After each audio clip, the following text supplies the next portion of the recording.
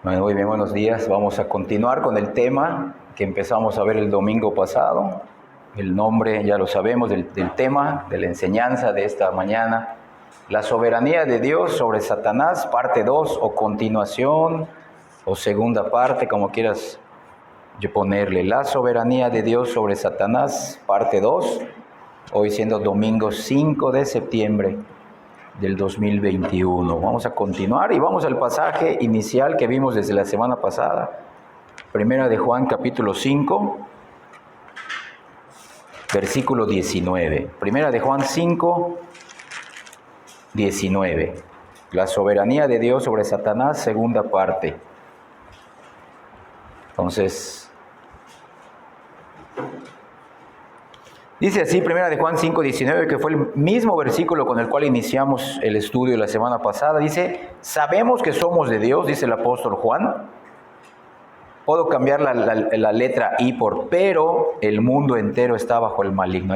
Ahí hace la diferencia entre los hijos de Dios y los hijos de Satanás, o los que están bajo la servidumbre. Como vamos a ver en el último punto, en el punto 10, esa servidumbre espiritual que Satanás tiene sobre cada uno de los incrédulos. Entonces, la semana pasada empezamos a ver este tema de la soberanía de Dios sobre Satanás. Si negáramos esa parte, pues haríamos de Dios como no todopoderoso. Si Satanás pudiera actuar fuera de lo establecido por Dios, fuera de los límites de lo que Dios ha determinado, entonces Dios no sería ni soberano ni todopoderoso.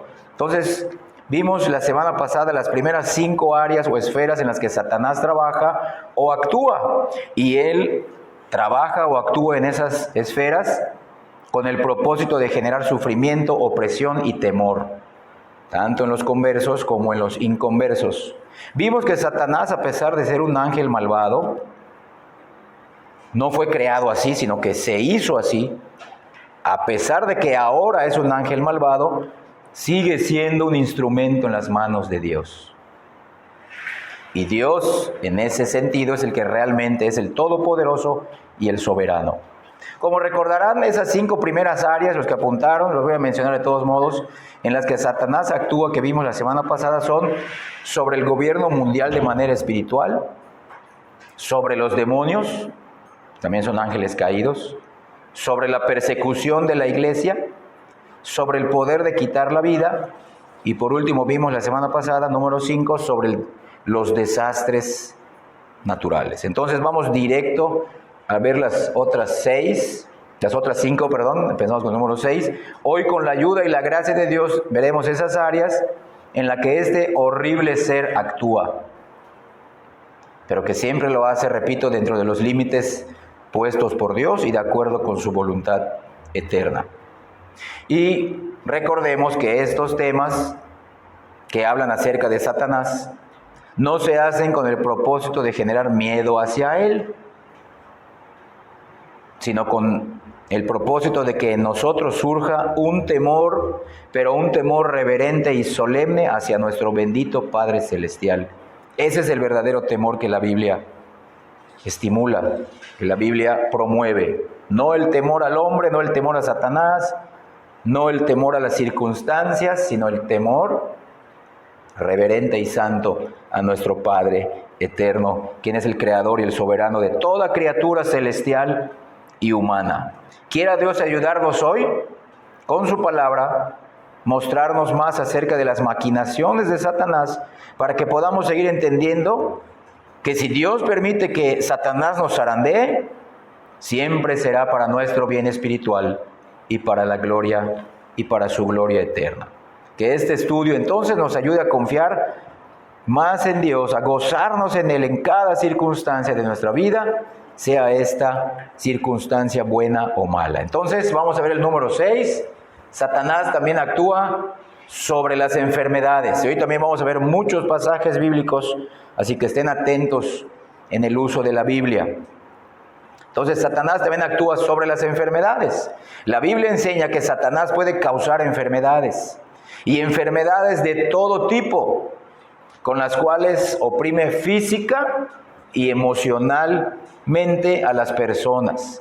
Vamos a otro pasaje, vamos al Evangelio de Lucas, capítulo 13.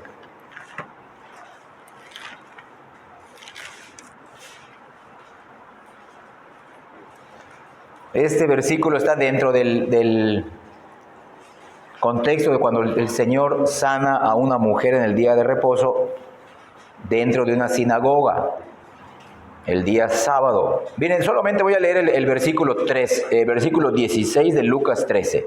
Lucas 13, 16. Dice Cristo: y a esta hija de Abraham, miren, que Satanás había atado 18 años, ¿no se le debía desatar de esta ligadura en el día de reposo? ¿Ya vieron? ¿Quién tenía atada a esta mujer durante 18 años? Dice ahí Cristo: Satanás. Entonces Jesús encuentra a una mujer que había estado, si más adelante, si tú en tu casa lees todo el contexto, que es el versículo 10 al 17, solo leímos el versículo 16, una mujer que había estado encorvada o jorobada durante 18 años, dice ahí la palabra, sin poder enderezarse. Jesús la sana y Jesús dice que era Satanás la persona que la había tenido atada durante esos 18 años. Vean cómo el Señor nos muestra otra área en la cual este horrible ser actúa. No fue un año, no fueron 2 años, fueron 18 años. Entonces preguntamos, ¿por qué menciona nuestro Señor a Satanás? Dando a entender que este es el autor de las enfermedades, de los padecimientos y las dolencias. Pues precisamente menciona, esta era la obra de Satanás, pero hasta aquí llegó. ¿Qué quiero decir?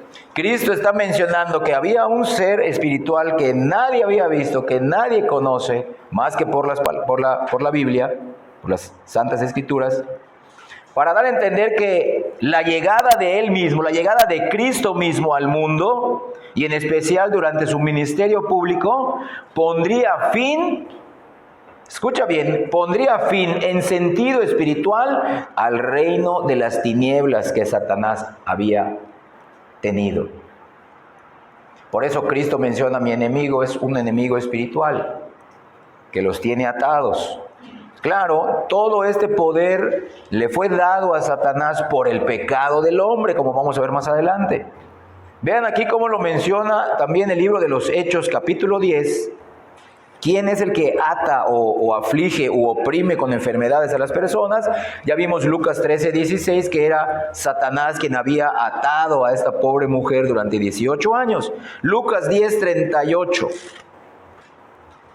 Perdón, Hechos, no Lucas, me confundí. Hechos 10, 38. En Hechos 10, 38 también leemos algo similar. Dice así la palabra, Hechos 10, 38, como Dios ungió con el Espíritu Santo y con poder a Jesús de Nazaret, y como éste anduvo haciendo bienes, miren, y sanando a todos los oprimidos, véanlo, por el diablo. Lo que leímos hace rato en Lucas 13, podemos decir atados por el diablo, porque Dios estaba con él. Entonces vean, la llegada de Cristo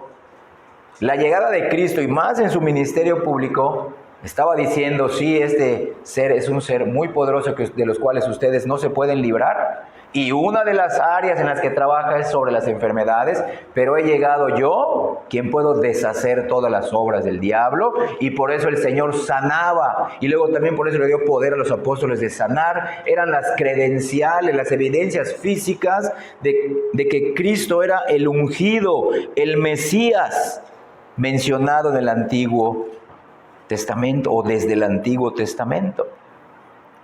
Entonces el diablo oprime hasta el día de hoy a las personas con enfermedades, pero las sanidades, las curaciones y los milagros de Jesús fueron una señal de la llegada del reino de Dios a nuestro mundo, a nuestro corazón, y su victoria final sobre todas las enfermedades y toda la obra de Satanás.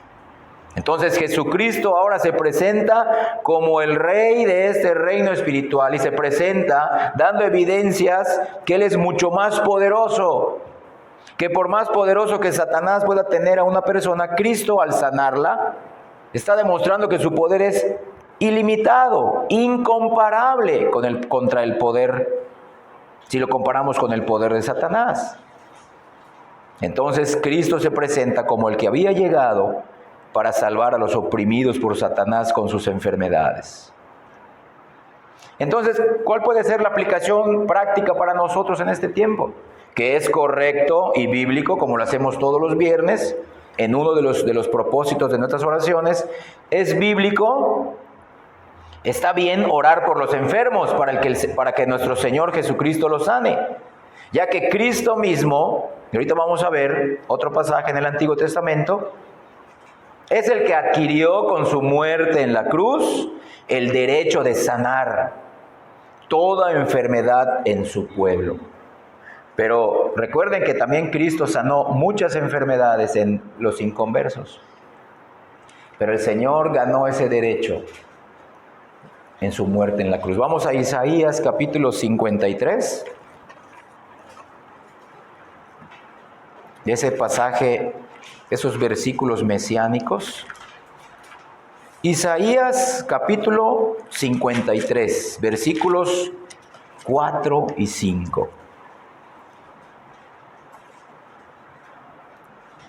Miren cómo dice ahí el profeta, profetizando la llegada de este Mesías, de este ungido, de este enviado. Dice, ciertamente, versículos 4 y 5, ciertamente llevó él nuestras enfermedades y sufrió nuestros dolores, y nosotros le tuvimos por azotado, por herido de Dios y abatido. Mas él herido por nuestras rebeliones, agrego, contra Dios, molido por nuestros pecados, agrego, contra Dios, y el castigo de nuestra paz fue sobre él, y vuelve a decir, y por su llaga fuimos nosotros curados. Claro, la cura principal que nosotros necesitamos no es tanto una sanidad física, sino es la cura de nuestro pecado. Pero el Señor también puede sanar hasta el día de hoy cualquier enfermedad. Cualquier enfermedad. Y es correcto y bíblico orar por los enfermos. Pero no olvidemos tampoco que así como es correcto y bíblico orar por los enfermos y ya dejar que el Señor los sane o no, no debemos olvidar que Cristo no prometió que obtendremos toda la herencia del reino de los cielos en esta vida, ya que Él siempre, hasta el día de hoy, decidirá sanar o no a alguien. Nosotros tenemos el mandato de hacerlo, orar por alguien que está enfermo. Pero Él es el que decidirá si sana o no. Y si no sana, no es que no tenga el poder. Quizá no es parte de su voluntad. Quizá esa enfermedad no ha logrado el propósito espiritual por la cual Él la envía a un creyente verdadero o a una persona inconversa. No sabemos si a través de esa enfermedad Dios va a traer a un elegido que aún está muerto y le va a dar vida a través de esa enfermedad.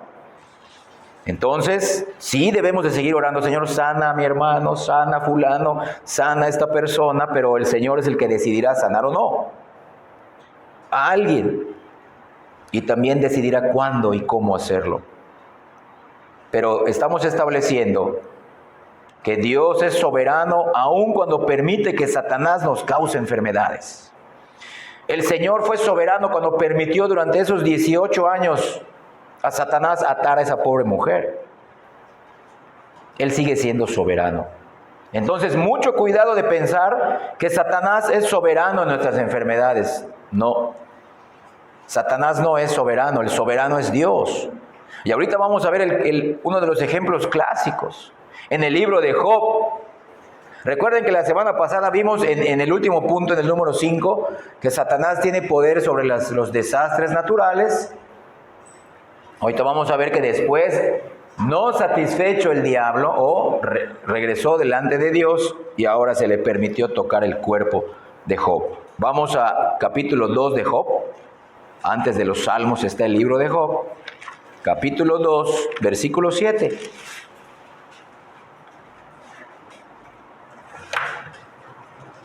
Entonces, ahí vamos a leer que Dios le dio permiso ahora para herir el cuerpo de Job. Solamente el versículo 7 de Job, capítulo 2. Entonces salió Satanás de la presencia de Jehová e hirió a Job con una sarna maligna, miren, desde la planta del pie hasta la coronilla de la cabeza. Pero ¿quién le dio el permiso? ¿Quién le dio el permiso de hacerlo? Vean, Satanás tiene el poder de hacerlo, pero no lo hubiera podido hacer si Dios no le hubiera dado el permiso. Entonces el soberano en todas nuestras enfermedades es Dios. Aún su esposa le dijo también en su desesperación, en el versículo 9, maldice a Dios y muérete. Veanlo, vamos a leer ahora el versículo 9 de Job 2. Entonces le dijo su mujer, ¿aún retienes tu integridad? Maldice a Dios y muérete. Qué terrible. Pero Job respondió exactamente como lo vimos la semana pasada, como lo había hecho antes. Vean qué leímos la semana pasada. Ahora Job capítulo 1, versículos 20 y 21. Miren cómo reaccionó Job en las primeras 4 calamidades, 2 ataques de pueblos enemigos y 2 desastres naturales. Miren cómo respondió entonces Job, versículo 20 de Job 1, se levantó y rasgó su manto y rasuró su cabeza y se postró en tierra y adoró. Y dijo, desnudo salí del vientre de mi madre y desnudo volveré allá. Jehová dio y Jehová quitó, sea el nombre de Jehová bendito. Pero cuando le sucedió que además Satanás lo afligió con una enfermedad incurable, un cáncer podríamos decir incurable, Job miró más allá de las causas finitas de Satanás, miró a las causas y al propósito supremo de Dios.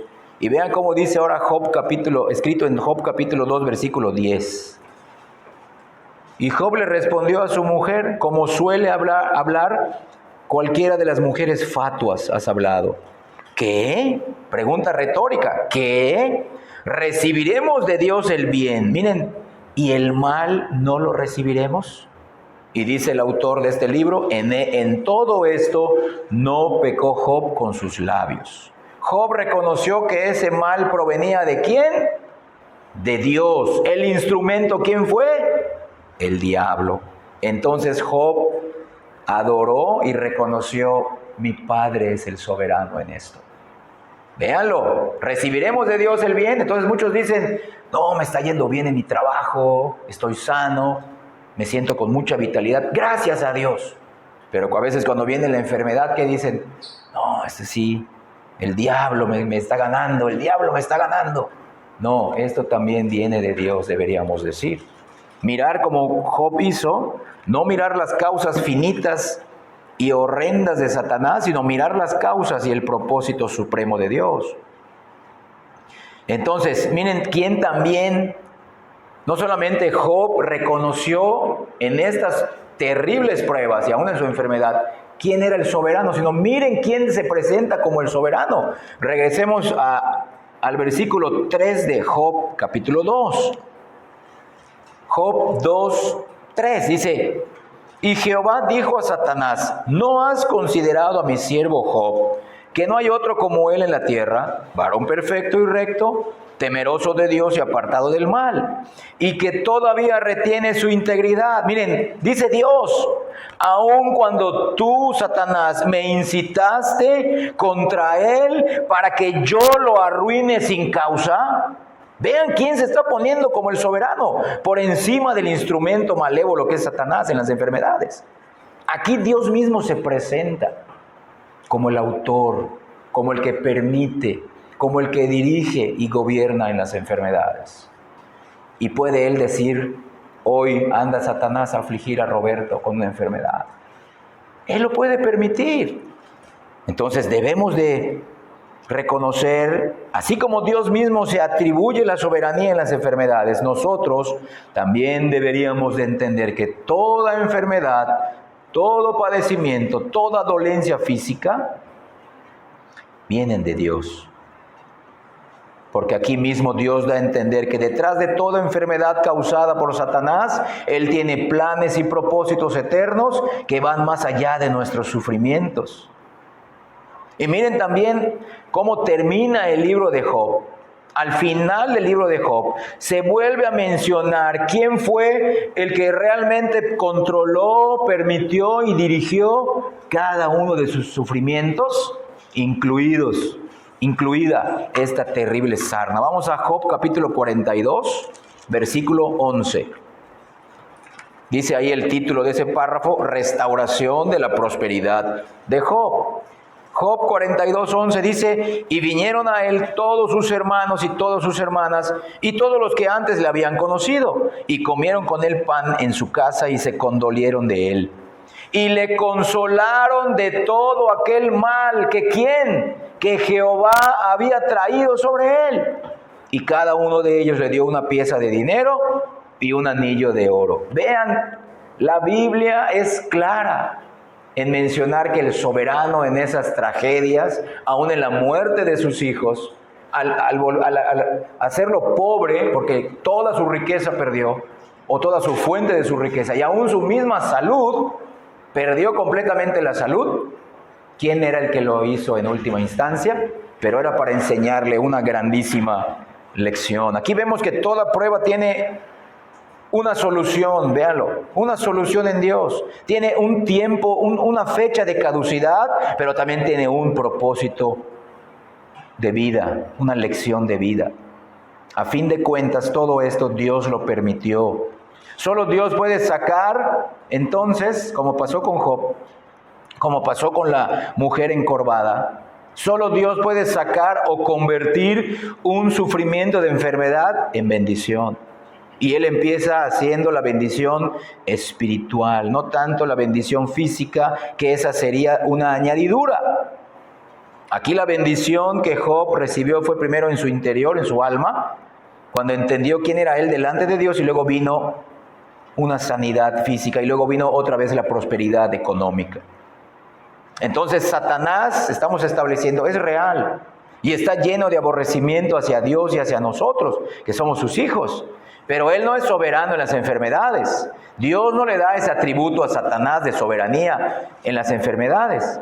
El soberano en nuestras enfermedades es Dios. Satanás es solamente un instrumento más, mucho más poderoso que nosotros, pero es un instrumento en las manos de Dios. Vean ahora, antes de pasar al número 7, a la séptima área, Éxodo capítulo 4, miren aquí cómo se presenta Dios con Moisés en la zarza ardiente cuando Moisés fue llamado. Éxodo capítulo 4, versículo 11. Vean cómo se presenta Dios ahora con Moisés desde el libro del Éxodo. Éxodo 4:11 dice: y Jehová le respondió, añado a Moisés, ¿quién dio la boca al hombre? ¿Quién hizo al mudo? Véanlo, a los que nacen mudos, o a los que pierden la voz durante su vida física, y al sordo, y al que ve, y al ciego. ¿No soy yo Jehová? Véanlo, Dios es el soberano, aún al permitir estas enfermedades, que a veces son desde el nacimiento. Hay quienes nacen ciegos de nacimiento, hay quienes nacen sordomudos de nacimiento. El Señor permite todo esto porque tiene planes muy distintos a nosotros, a los que nosotros podríamos tener, y muy distintos a los propósitos que Satanás tiene cuando Dios le da la oportunidad o el permiso de enfermar a alguien. Vamos a la séptima área en la que Satanás trabaja. Ahí está en el pizarrón, sobre los animales y las plantas. Pues es obvio. Si él puede enfermar a alguien, vimos la semana pasada que aún puede hasta quitar la vida, pues obviamente puede utilizar esto a través de animales y plantas. Y vamos a adelantar a través de virus lo que está pasando en estos días con nuestra pandemia. Entonces, la imagen de Satanás como un león rugiente. Vamos a 1 de Pedro capítulo 5. Les dije que vamos a ver muchos pasajes. Vamos rapidito a 1 de Pedro capítulo 5, 8. La imagen de Satanás aquí, el apóstol Pedro lo presenta como un león rugiente. 1 de Pedro 5, 8, empiezo a leer mientras tú buscas. Sed sobrios y velad, porque vuestro adversario, el diablo, vuestro adversario Satanás, como león rugiente, no es que lo sea, como león rugiente. Bueno, delante de Dios no, quizás delante de nosotros sí lo vemos como un león rugiente, pero la figura quiero señalar, como león rugiente anda alrededor buscando a quien devorar. Claro, si Dios le da permiso. Vean esta imagen, un león rugiente. También a Satanás se le presenta como un dragón, un gran dragón. Apocalipsis capítulo 12, versículo 9. Apocalipsis 12, 9. Empiezo a leer mientras tú lo buscas. Y fue lanzado fuera, miren, el gran dragón, la serpiente antigua que se llama Diablo y Satanás, el cual engaña al mundo entero, lo que leímos en nuestro primer pasaje, primera de Juan capítulo 5, 19. Engaña a todo el mundo o al mundo entero, fue arrojado a la tierra y sus ángeles fueron arrojados con él. Y fue arrojado a la tierra, no de manera accidental o Dios se equivocó, ay, ya lo arrojé a la tierra, va a hacerles la vida imposible a los terrícolas o a los humanos. Dios lo envió precisamente a esta tierra y a todos sus demonios con propósitos perfectos. No salen de los propósitos perfectos de Dios. Y también a Satanás, como acabamos de leer en esto, como la serpiente antigua, pero también lo menciona Génesis capítulo 3, versículo 1. Vamos al primer libro de la Biblia. Vean esas tres figuras que como la Biblia presenta a Satanás: un león rugiente, un gran dragón, una serpiente. Dice Génesis 3:1, pero la serpiente era astuta más que todos los animales del campo que Jehová había hecho. Vean quién crea los animales. La cual dijo a la mujer: ¿con que Dios os ha dicho no comáis de todo árbol del huerto? ¿Ya vieron? Entonces estas imágenes que la Biblia nos da de Satanás nos advierten que en su obra destructora Satanás puede, y de hecho lo hace, usar animales y plantas para llevar a cabo sus malévolos planes. Desde los leones en el Coliseo romano que devoraban a los cristianos, hasta las moscas negras que causan ceguera del río, desde las aves que portan el virus de la gripe aviar, hasta el perro pitbull que ataca a un niño, desde las bacterias estomacales que causan úlceras pépticas, hasta el virus del COVID o del COVID-19 que hoy en día está matando a mucha gente. Como vimos la semana pasada en el área número 4, Satanás puede quitar la vida, y ahorita vimos en el punto número 6, en el área número 6 de nuestro conteo de 10 áreas donde el Satanás actúa. Él puede causar enfermedades. Sin duda, eso significa que puede controlar y manipular muchos organismos, animales y plantas de todos los tamaños, incluso los microscópicos. Y la semana pasada, cuando vimos en el punto 2 sobre el actuar de Satanás sobre los demonios, vimos en el pasaje de los endemoniados gadarenos cómo ellos se metieron en el cuerpo de un hato de cerdos, después de que fueron echados esos demonios de los cuerpos de los dos endemoniados gadarenos. Pero una vez dentro de los cuerpos de los cerdos, estos cayeron al mar y terminaron ahogados. Vamos a leer otra vez ese pasaje bíblico en la vida de Cristo. Mateo capítulo 8, versículos del 28 al 32.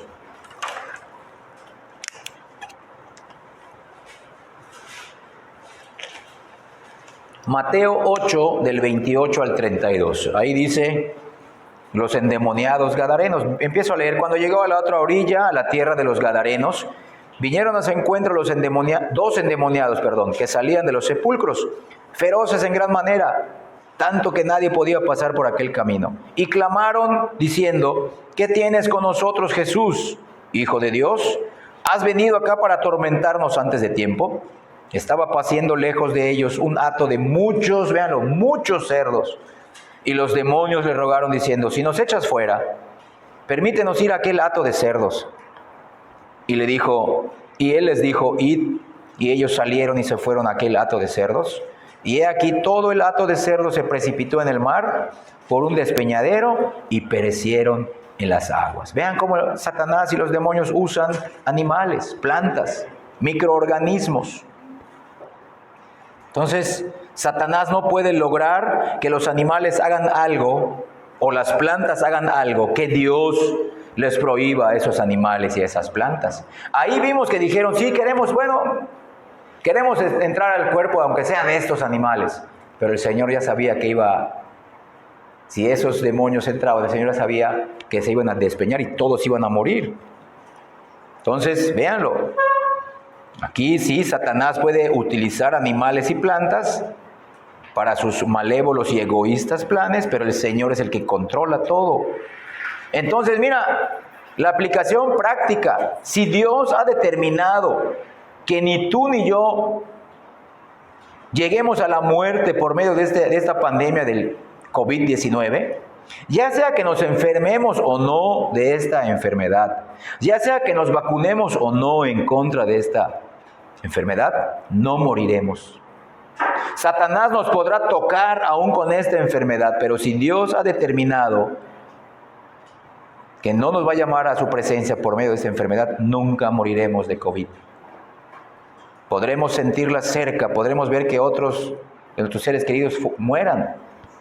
Todos vamos a morir de una manera u otra. Estoy estableciendo que si Dios no ha determinado que mueras tú o yo por esta pandemia del COVID, no sucederá. Pero si Dios ya ha determinado que tú y yo muramos a través de esta pandemia, hagamos lo que hagamos, tomemos la mejor medicina, le paguemos al mejor médico, tomemos el mejor tratamiento, tú y yo vamos a morir por esta enfermedad. Y quizá Satanás será usado como el instrumento. Pero si tú y yo somos creyentes verdaderos, iremos inmediatamente a la presencia de Dios. Nuestro cuerpo físico es el que muere, no nuestra alma. Nuestra alma ya tiene vida eterna. Nuestro cuerpo será resucitado cuando Cristo vuelva en el día postrero.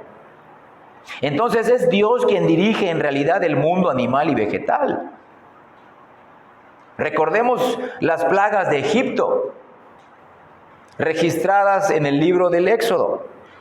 Dios envió solamente hacia el pueblo egipcio y los israelitas tenían un campamento junto a las ciudades de los egipcios y las plagas solamente fueron enviadas, las plagas de los animales, porque fueron muchas plagas, pero voy a mencionar las plagas de los animales que Dios usó para atormentar y castigar y condenar a los egipcios. La plaga de las ranas, la plaga de los piojos, la plaga de las moscas y la plaga de las langostas. ¿Quién las envió? Si tú lees el libro del Éxodo en los primeros capítulos, Dios se atribuye esas plagas, se atribuye la muerte, el sufrimiento de seres humanos, de animales, de plantas, utilizando otros animales.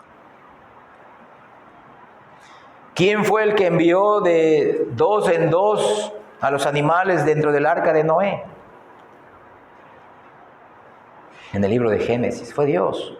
¿Quién envió las codornices del cielo cuando el pueblo, después de salir de Egipto, dijeron, Señor, ya estamos aburridos de tanto maná? ¿Quién envió las codornices? El Señor. Y ahorita vamos a ver otro ejemplo clásico de la soberanía de Dios sobre el mundo animal y vegetal. Vamos al libro ahora de Jonás, no de Job, de Jonás. Jonás está después de Jeremías, Daniel, es un profeta menor. Jonás, capítulo 1, después de Oseas, Joel, Amós, Abdías. Junto a Abdías está Jonás. Miren Jonás, capítulo 1, versículo 17.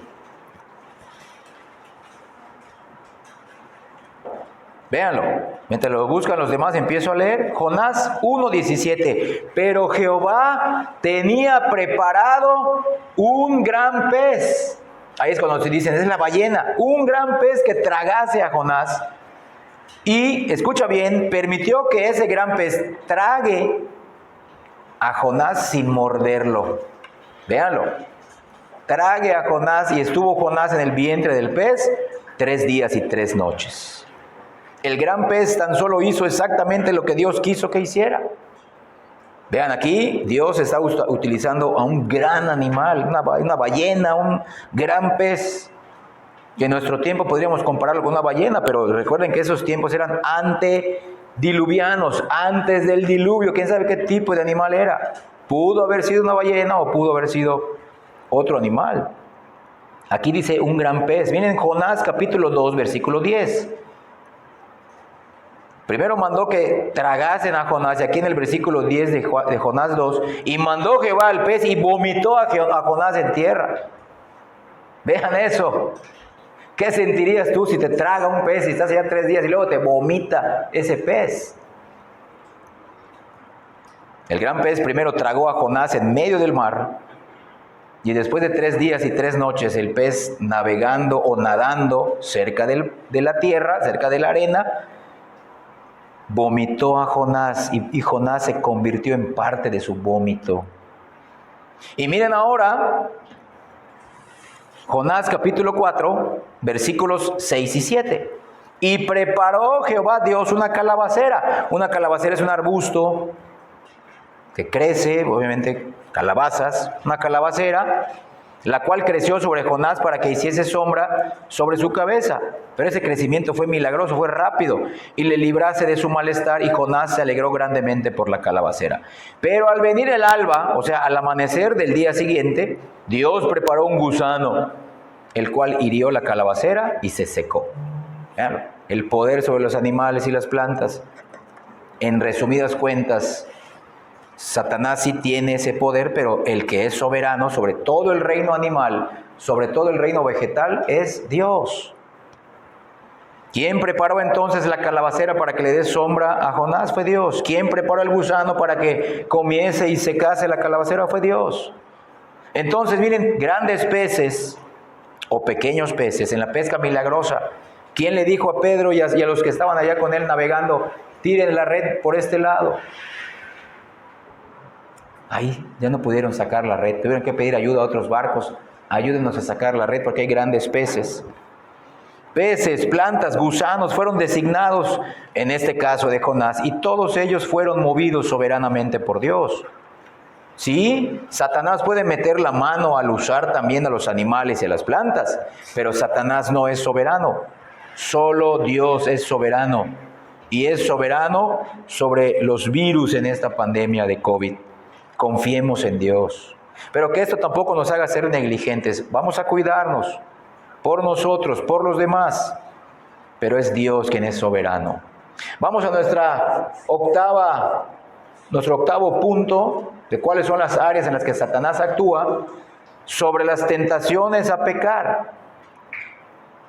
Gran parte de nuestro sufrimiento surge de los pecados de otros contra nosotros y aún de nuestros propios pecados. La Biblia le da a Satanás también el nombre del tentador.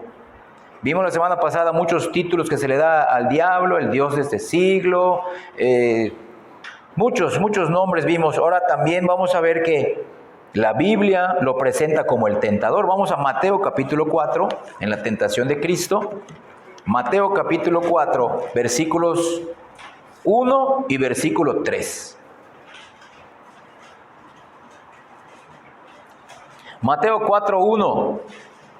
Entonces Jesús fue llevado por el Espíritu al desierto. Miren, ¿para qué? Para ser tentado por el diablo.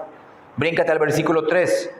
Y vino a él el tentador y le dijo, si eres hijo de Dios, di que estas piedras se conviertan en pan. Ahora vamos a ver dónde otro dice la Biblia que Satanás es el tentador. Primera a los Tesalonicenses, capítulo 3. Primera carta de Pablo a los Tesalonicenses, capítulo 3, versículo 5.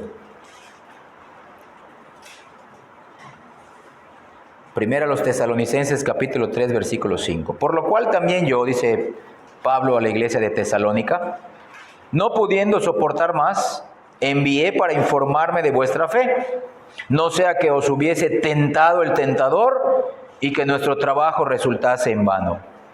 ¿Me vieron? Fui a preguntar por ustedes, ¿qué está pasando? ¿Será que ya cayeron de la gracia? Como le estaba pasando a los de Galacia.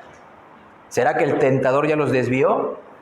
No es que ya hayamos trabajado en vano todo lo que les predicamos, todo lo que hicimos ahí. Pero ahí estamos viendo que a Satanás se le presenta como el tentador. El origen en toda la tierra del sufrimiento, en toda la tierra, el origen del sufrimiento, Sabemos que empezó en el jardín del Edén.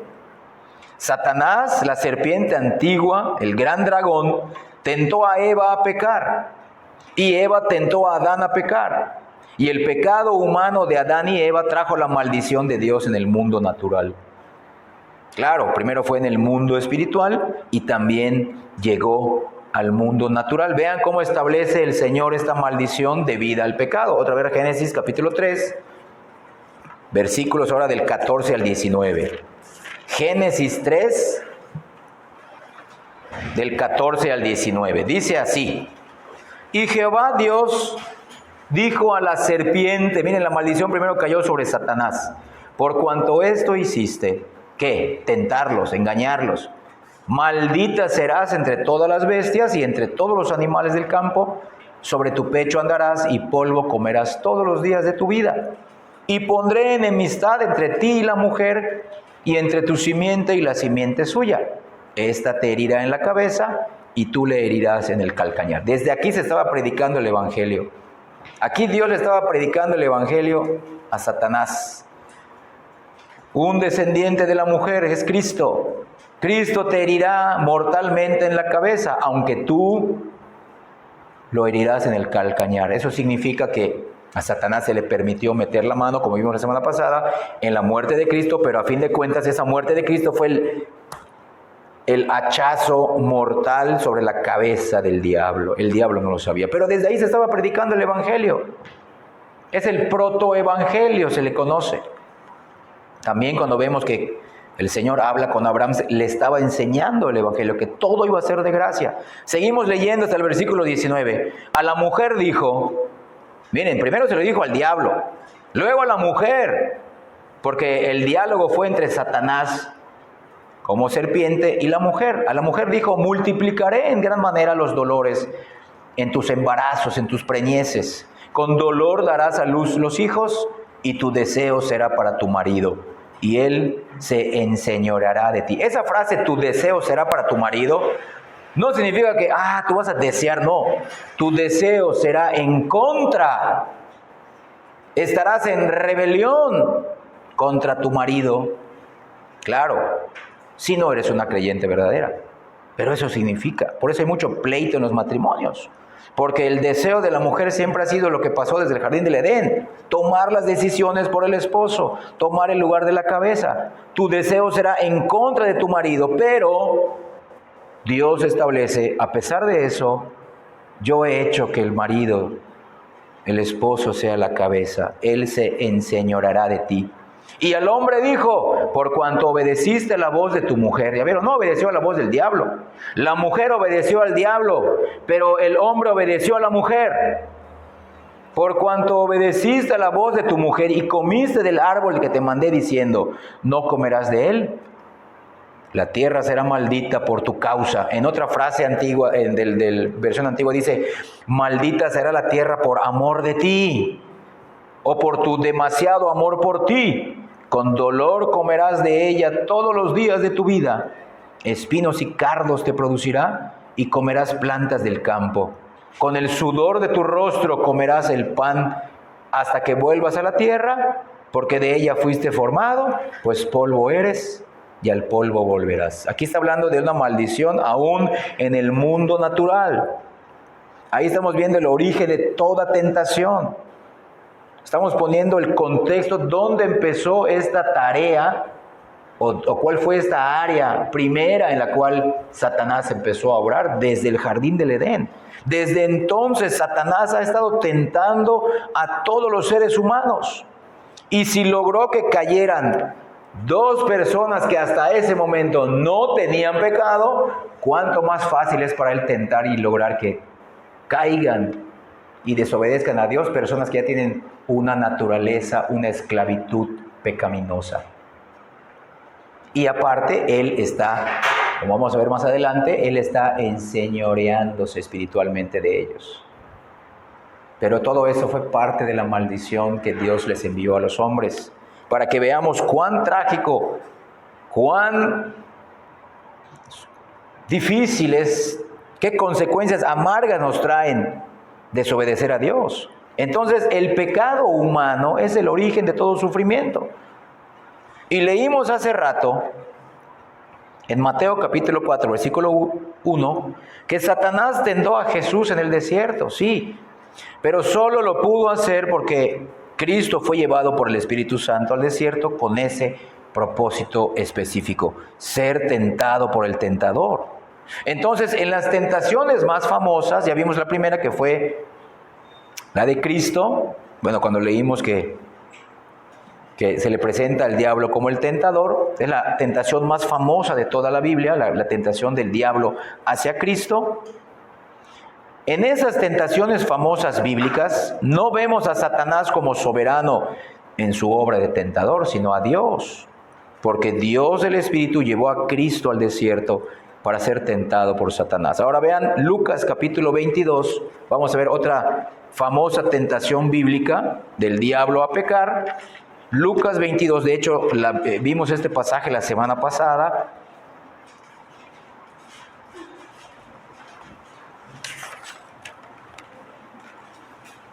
Cuando vimos el punto de la persecución sobre la iglesia, que en ese momento fue la potestad de las tinieblas. Lucas 22, versículos 3 y 4 dice, y entró Satanás en Judas, por sobrenombre Iscariote, el cual era uno del número de los 12. ¿Para qué? Para que Judas pecara. Porque dice, y este fue, después de que Satanás entró en él y habló con los principales sacerdotes y con los jefes de la guardia, de cómo se lo entregaría. Vean esa frase, Satanás entró en Judas Iscariote. Aquí podríamos ver, miren, a Satanás actúa libremente. Sí, pero dentro de los límites de Dios. Porque vemos que el mismo Lucas, que escribió este evangelio, es el médico, también escribió el libro de los Hechos. Vemos que Lucas, el médico, nos dice que la traición de Judas, que esto que iba a pasar, iba a ser hecho por Judas por influencia satánica, por posesión satánica, nada más era el cumplimiento soberano de las Escrituras. Ahora sí, vamos a Hechos capítulo 1. Vean cómo lo menciona ahí Pedro en su discurso, pero repito, este libro de los Hechos fue escrito por Lucas. Lucas, quien escribió que Satanás entró en Judas, pero era el cumplimiento de las Escrituras. Hechos 1, versículos del 16 al 20, empiezo a leer. Ahí recuerden que el que tomó la palabra fue Pedro. Varones hermanos, era necesario que se cumpliese, miren, la Escritura, y hasta ese momento solo existía el Antiguo Testamento, se iba a empezar a escribir el Nuevo. Era necesario que se cumpliese la Escritura en que el Espíritu Santo habló antes por boca de el rey David acerca de Judas, que fue guía de los que prendieron a Jesús, y era contado con nosotros, y tenía parte de este ministerio, o sea, era apóstol.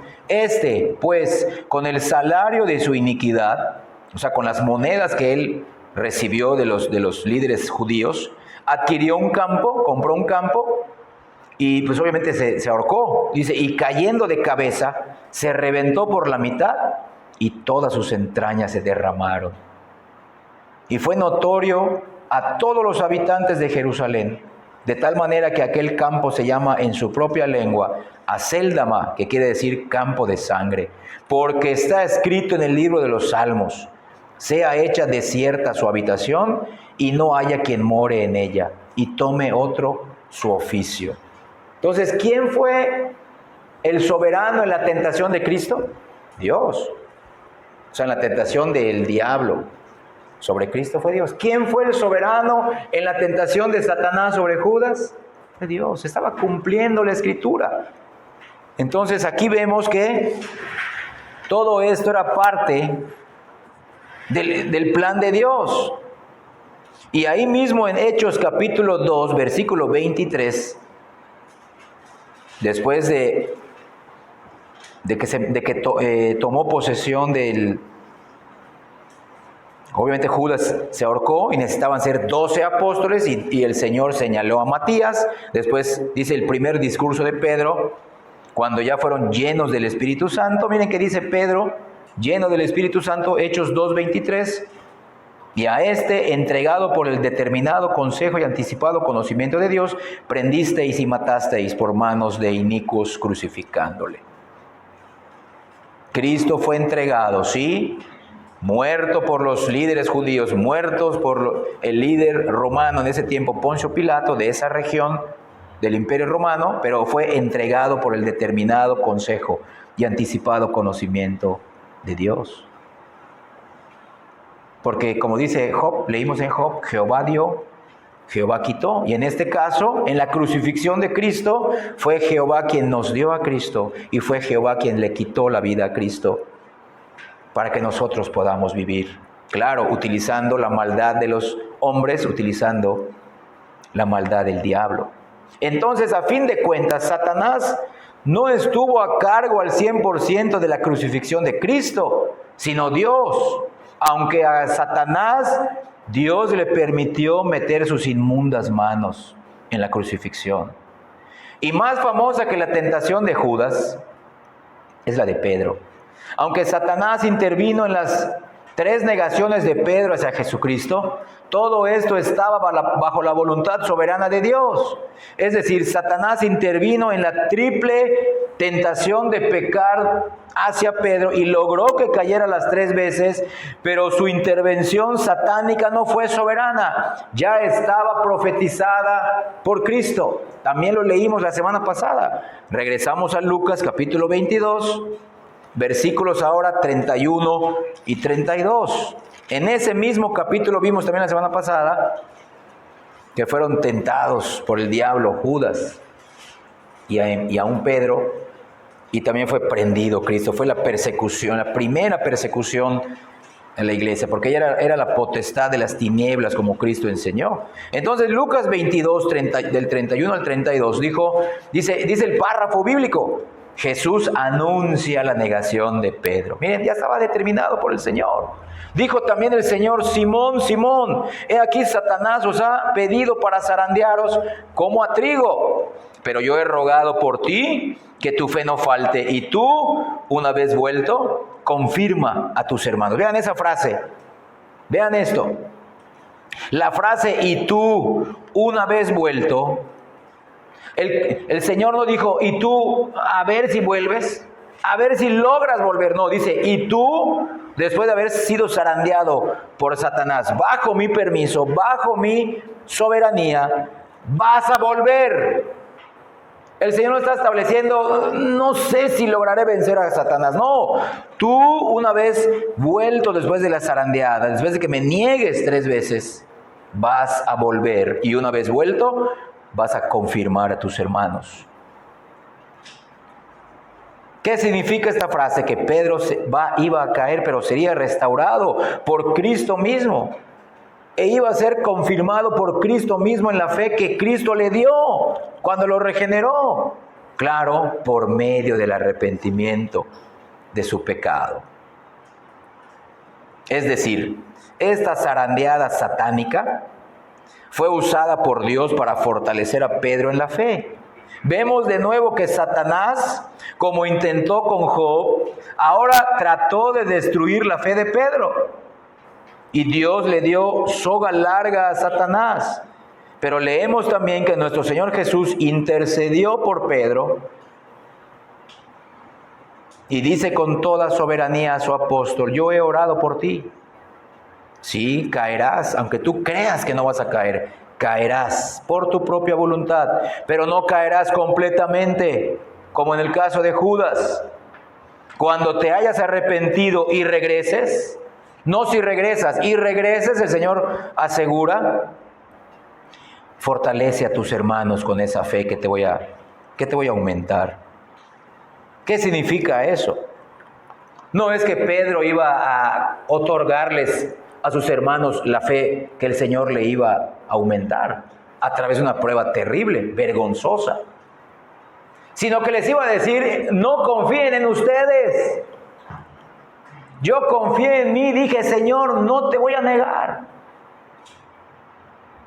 Señor, si ellos te niegan, yo no, yo soy mejor que ellos. Tú lo sabes, yo soy el primero que contesta, el primero que estaría dispuesto hasta ir contigo a la muerte. Esa sería la fortaleza que Pedro les iba a dar a sus hermanos apóstoles. Confiemos en el Señor, aún en nuestras tentaciones a pecar. Él nos puede ayudar, Él nos puede sostener si caemos y Él nos puede restaurar. Pedro dijo, como lo hizo conmigo, yo lo negué no una, no dos, 3 veces, creyendo que yo no lo iba a negar. Me comí mis palabras. Pero aquí me tiene el Señor de vuelta. Regresé no con mi poder, regresé con el poder y el perdón de Dios. Eso era lo que Pedro iba a hacer con sus amigos apóstoles. Por lo tanto, concluimos que Satanás no fue soberano ni en las tentaciones de Judas, ni en las tentaciones hacia Pedro, tampoco fue soberano en la tentación de Cristo. Entonces, tampoco es soberano en nuestras tentaciones a pecar, ni tampoco es soberano en las tentaciones de nuestros hermanos en la fe. Soberano es Dios en nuestras tentaciones. Confiemos en Él.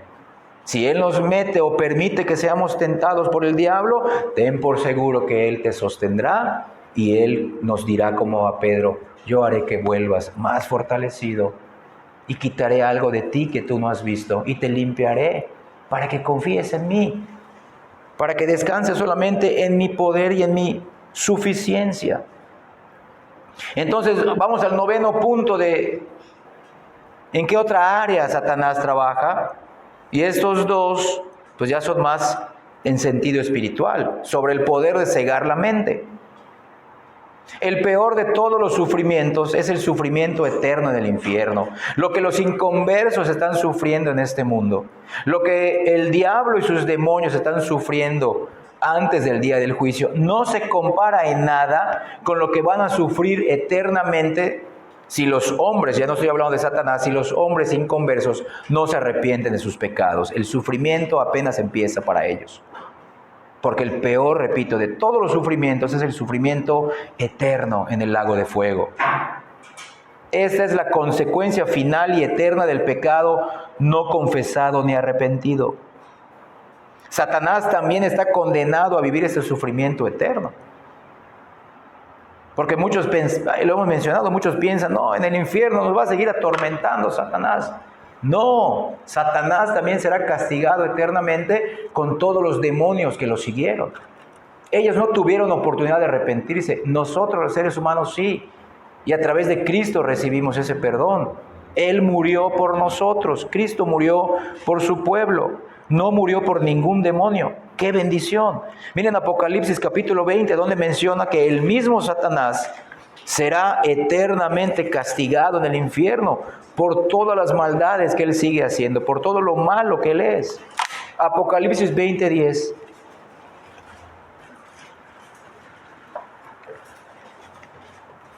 Y el diablo que los engañaba fue lanzado por Dios en el lago de fuego y azufre, donde estaban la bestia, ¿quién es?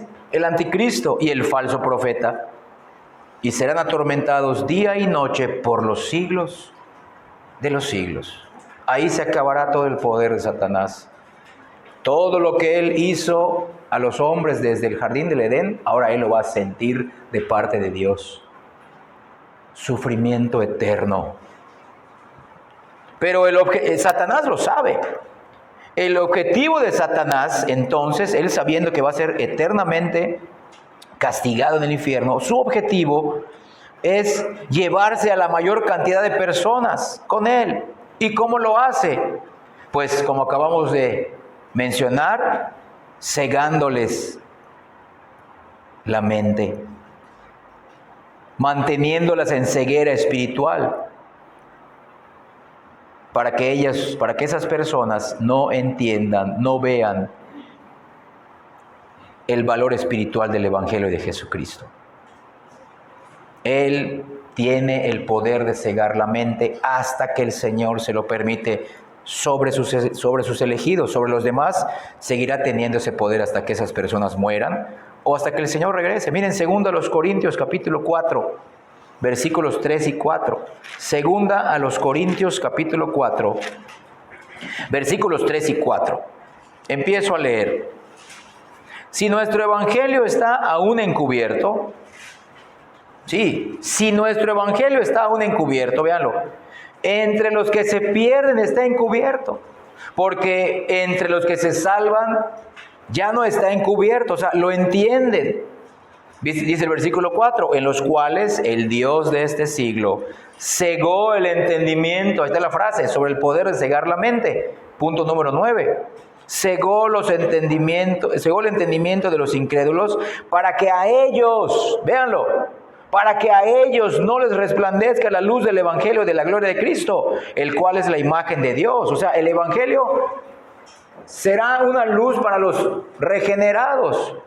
Y si los otros no lo entienden es por esto, porque el Dios de ese siglo ha cegado sus mentes.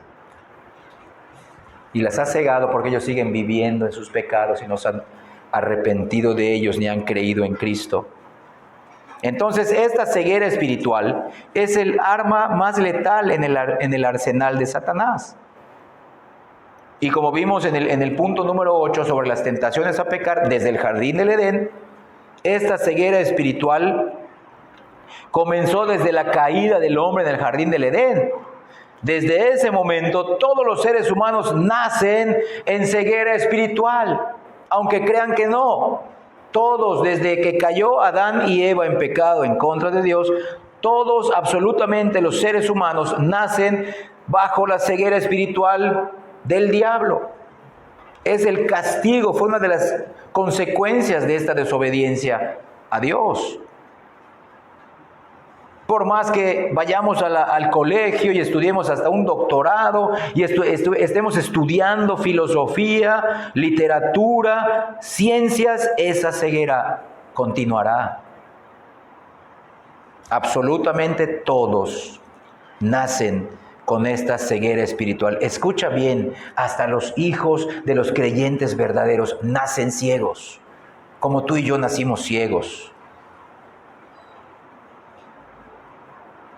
Y aunque todos los seres humanos, aquí viene ahora el lado positivo en este mismo pasaje, aunque todos los seres humanos nacen ciegos espirituales en este mundo caído, Dios envía su evangelio a esas personas elegidas por Él para darles entendimiento y brindarles luz espiritual. Ahora vean el versículo 6 de ahí mismo, 2 Corintios 4. ¿Qué sucedió en la creación del mundo? ¿Qué sucede en la creación, en la resurrección espiritual del hombre caído? Ahí lo dice, 2 Corintios 4, 6.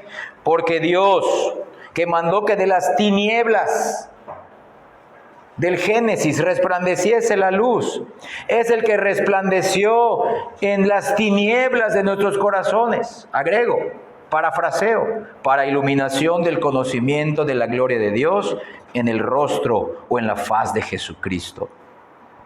Entonces, según este versículo, ¿cómo está el corazón del ser humano desde que nace físicamente? En tinieblas espirituales, bajo ceguera espiritual y del entendimiento. Entonces, aún en este asunto tan importante como es la salvación de los perdidos, Satanás no es soberano, sino Dios. Porque al principio vimos en los versículos 3 y 4 que Él los tiene cautivos, por eso no entienden el Evangelio, no pueden recibir la luz del Evangelio, pero el único que lo puede hacer en el versículo 6 es Dios. Y hasta que eso no suceda, que se llama el llamamiento eficaz, la regeneración, nadie podrá arrepentirse de sus pecados ni creer el Evangelio. Necesitamos primero recibir la vida espiritual, la luz que Cristo nos dio en su vida y en su muerte, para que nos llegara el Evangelio. Pero estamos estableciendo que Satanás sí tiene un poder terrible sobre los inconversos de cegarles su mente. Pero no, Dios es el soberano. Por eso debemos estar muy agradecidos cada vez que vayamos meditando, cada vez que meditemos acerca del nuevo nacimiento que Dios nos otorgó. Entonces, aún en este asunto donde Satanás actúa, que es el poder de cegar la mente, Satanás no tiene la última palabra, sino Dios. ya que es Dios con su pleno poder, con su soberano poder. Solo Él es capaz de quitar la ceguera espiritual de Satanás sobre las personas. Es decir, el poder de Dios, acabamos de leer, está por encima del poder cegador de Satanás. Y la comparación que leímos ahí en el versículo 6 es el mismo poder, la misma autoridad, la misma palabra que Dios mencionó al principio del mundo, esa luz creadora de Dios al principio del mundo, es esa misma orden, ese mismo poder de Dios, esa misma luz creadora en el corazón humano entenebrecido. Por eso Cristo es el segundo Adán, el hombre perfecto de la segunda raza que empieza de manera espiritual. Es el segundo Génesis en nuestro corazón, todo gracias a Cristo. El último y el segundo Adán es Cristo. Pero vean ahí, el Señor, ese mismo poder, nos levantó a nosotros de nuestra ceguera espiritual. Entonces, con soberanía total, Dios dijo en el principio de la creación, y con soberanía total, Dios dijo también en nuestro nuevo nacimiento, sea la luz dentro de ti. Y así como se hizo la luz en el mundo, también se hizo la luz dentro de nosotros. Desde ese momento, tú y yo dejamos de ser ciegos espirituales. El poder cegador de Satanás fue roto. Solamente los nacidos de nuevo. Y esto lo menciona Pablo otra vez en Efesios capítulo 2, versículo 5. Efesios 2, 5, miren. Aún estando nosotros muertos en pecados, o a causa de nuestros pecados, nos dio vida juntamente con Cristo, por gracia. Véanlo. Por gracia sois salvos. Y ahora en Efesios 2:1, Él os dio vida. ¿Qué vida? Vida espiritual a vosotros. ¿Cuándo?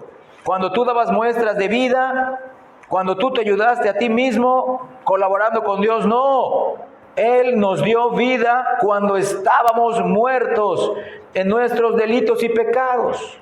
Cuando estábamos en esa ceguera mental, espiritual, bajo esa ceguera satánica, en esa condición Dios nos vio y Dios nos dio vida y dijo, sea la luz en ti. Estábamos muertos y ciegos espiritualmente, es decir, estábamos igual que los inconversos, no veíamos nada hermoso ni nada atractivo en el Evangelio.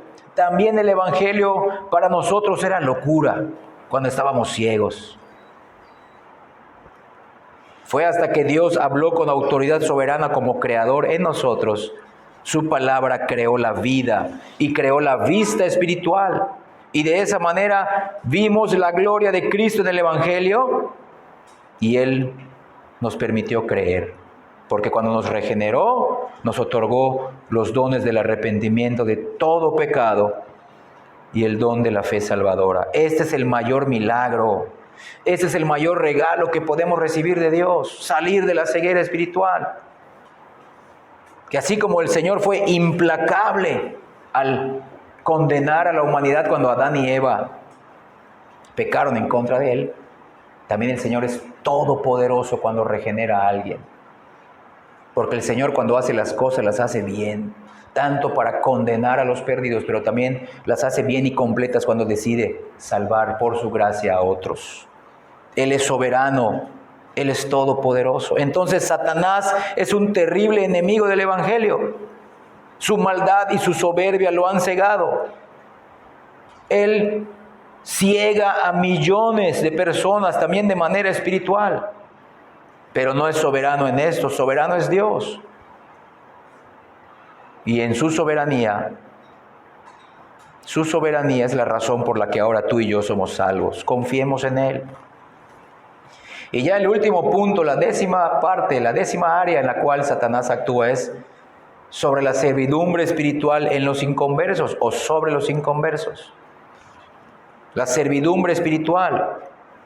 No solamente los ciega, no solamente los mantiene ciegos y ahí sentaditos sin hacer nada, sino que significa que los mantiene ciegos al Evangelio, ciegos a Dios, ciegos hacia su propio pecado, ciegos a Cristo, pero los hace sus siervos, los hace seguir actuando en sus pecados, los hace seguir actuando como ellos quieran, como el mundo les ofrece, como Satanás quiere, son sus marionetas. Eso significa sobre la servidumbre espiritual, sobre los inconversos. Esto es que los inconversos, sin saberlo, sirven a Satanás. Sin saberlo, sin creerlo, sin reconocer que Satanás exista. ¡Qué bueno para él! Pero todos los inconversos, si no sirven a Dios, están sirviendo también a Satanás. Se están sirviendo a ellos mismos, se están sirviendo su pecado. Están sirviendo a Satanás porque son sus esclavos. Lo acabamos de ver. Y Satanás esclaviza a las personas de dos maneras. Antes de ser regenerados, Satanás esclaviza a las personas de dos maneras. Uno, con el dolor y el sufrimiento que resulta cuando Él nos hace pensar que no existe ningún Dios en quien valga la pena confiar. O sea, con el ateísmo, cuando te lleva a una religión falsa, no, sigo sufriendo, sigo sin avanzar. Así te mantiene esclavo para que tú sigas en tus propios caminos y te pierdas y seas condenado eternamente. O también Satanás esclaviza de esta manera, no dándote dolor y sufrimiento, al contrario, con placer y prosperidad, haciendo pensar a las personas que tienen todo lo que necesitan en este mundo y por tanto decidan y digan, Dios no es tan importante, yo puedo abrirme paso por mí mismo. No estoy sufriendo, tengo los placeres, tengo el gozo, puedo hacer lo que quiera, puedo comprar lo que quiera. Pero una persona que no ha entregado su vida a Cristo, aunque tenga toda la alegría y toda la prosperidad, sigue siendo siervo y esclavo del diablo. Entonces esta servidumbre espiritual de Satanás lleva a los inconversos a seguir viviendo en sus pecados, pero bajo el dominio satánico. Y la Biblia establece que para librarnos de esta servidumbre tenemos que arrepentirnos. Y arrepentimiento que solamente Dios nos puede dar. Hemos de confesar y creer que Dios es bueno y digno de confianza. Debemos darnos cuenta que los placeres y la prosperidad de la vida no se pueden comparar con Dios. Él es lo más preciado y valioso en la vida de los salvos.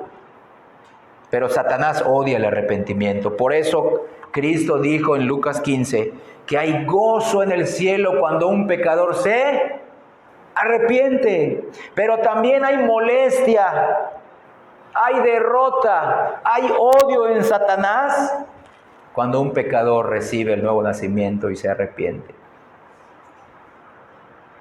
Y ese gozo no acaba.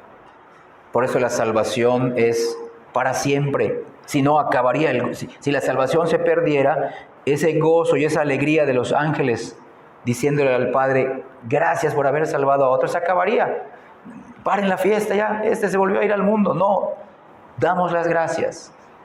Ahí están los ángeles viendo lo maravilloso del poder de Dios al regenerar a los más indignos de los pecadores. Satanás odia este arrepentimiento y hará todo lo posible para impedirlo, manteniendo a su servicio a todas las personas de manera oculta e invisible. Pero cuando Dios decide vencer nuestra rebelión hacia Él, cuando Dios decide vencer la propia resistencia de Satanás, nada ni nadie lo puede detener. Cuando Dios vence a Satanás al regenerarnos y a la vez nos vence a nosotros, nos convence a nosotros, nos inclina hacia Él, es cuando nos arrepentimos de todos nuestros pecados y el poder de la servidumbre de Satanás, el poder espiritual de la servidumbre que Satanás tenía sobre nosotros, es vencido y roto. Uno de los pasajes que menciona que el arrepentimiento es una obra de Dios están en el Nuevo Testamento, 2 Timoteo, es nuestro último versículo. Ya vamos a pasar a los comentarios finales. 2 Timoteo capítulo 2, versículos del 24 al 26.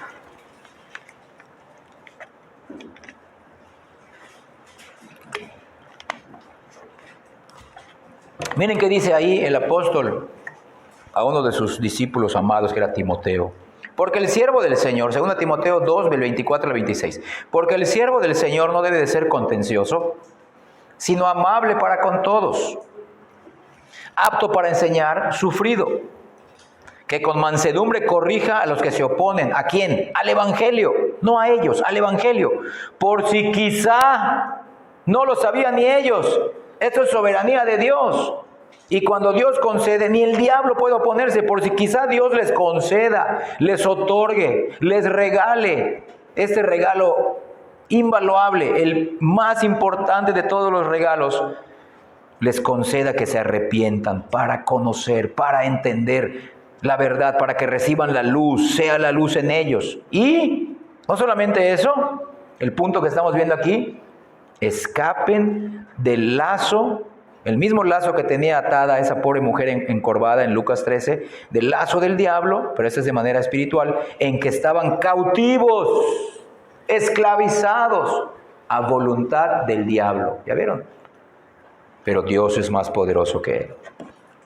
Entonces Satanás ejerce mucho poder sobre todos sus cautivos.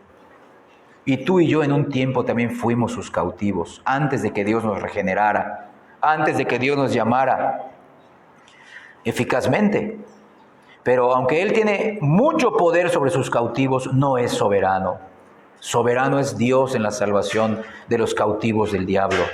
Ya que como leímos, cuando Dios concede el arrepentimiento de pecados, y eso únicamente lo hará a sus elegidos, es cuando ya podremos librarnos del lazo y de la servidumbre de Satanás. En el momento que ocurre esta liberación espiritual, es cuando dejamos de servir al diablo y ahora comenzamos a servir al Dios vivo y verdadero que nos salvó. Y además, una de esas maneras de servir a este Dios es que nos capacitará para utilizarnos a ti y a mí para liberar a otros cautivos elegidos. Cautivos de Satanás que son elegidos del Padre. ¡Qué bendición! ¡Qué bendición es esa! Un exprisionero se convierte en un instrumento para que el Señor libere a otro prisionero de las garras de Satanás en sentido espiritual. Entonces, soberano es Dios sobre los cautivos de Satanás. Sigamos orando por las personas que amamos y que no se han arrepentido de sus pecados. Solo Dios las puede liberar de la esclavitud satánica. Y como hay una frase en el mundo, mientras haya vida, hay esperanza también para esas personas. Confiemos en Dios. Y ya como comentarios finales, hemos visto las 10 áreas, la semana pasada y hoy, en las que Satanás ejerce dominio o Satanás trabaja. Su poder e influencia espiritual es grande, mucho más grande de lo que nosotros podríamos imaginar. Y todo lo hemos visto a la luz de la Biblia. No debemos de salirnos de la Biblia para entender a Satanás. No debemos de ir con un espiritista, no debemos de ir con un medium para que nos enseñe cómo opera Satanás. La Biblia nos muestra cómo. Y escucha bien, su poder e influencia espiritual es grande y todo creyente nacido de nuevo sabe esto también por experiencia propia. Todos hemos experimentado antes de ser creyentes verdaderos. Podemos recordar nuestra servidumbre espiritual que Él tenía sobre nosotros y sobre la ceguera que tenía sobre nuestra mente. Y aún ahora, ya estando en la gracia, podemos sentir muchas veces las zarandeadas del diablo. Pero también hemos visto que Dios es el único soberano del universo, a quien el mismo Satanás tiene que sujetarse y obedecer. Todo lo que el diablo nos pueda hacer será con permiso de Dios, pero va a suceder lo mismo que le sucedió a Pedro, para que seamos confirmados en la fe, y esto le dará gloria a Dios. Nos quitará la autogloria, la autosuficiencia, la imagen equivocada que tengamos de nosotros mismos. Será una pureza, una santificación, una limpieza. Entonces nuestro temor reverente se lo debemos solo a nuestro Dios, que nos liberó, no a Satanás. Los creyentes ahora, los creyentes que somos ahora, fuimos en el pasado esclavos de Satanás y del pecado, pero ahora somos esclavos de nuestro Dios, quien nos libertó. Entonces confiemos en Dios, Cuando Él use a Satanás para enfermarnos, como vimos en el punto 6, para tentarnos a pecar, como vimos la semana pasada, para perseguirnos cuando persigue a la iglesia, y como vimos la semana pasada, aún para quitarnos la vida, confiemos solamente en Dios. Dios es soberano sobre Satanás y sobre cada una de estas áreas, estas 10 áreas que vimos, en las que Satanás tiene todavía cierto poder. Poder que Dios le permite ejercer dentro de los límites establecidos por Dios mismo.